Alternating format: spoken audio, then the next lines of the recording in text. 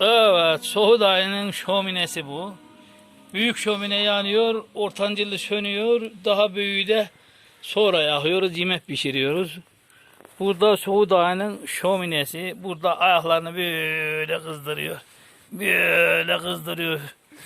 Soğut Ağa burada oturuyor böyle, çay içiyor. Burasını biliyorsunuz işte, burası şöyle bir adamın şeysi var. Amerikan usulü burası, çüşmesi. Efendim mutfağı, masası, sandalyesi, ötesi, beresi, televizyonu, her şeyi burada müsait. Bu da sıpası olur. Şurada da Yusuf sıpası var, oturuyorlar. Burası böyle. Burada da bayram emmisi oturuyor şurada.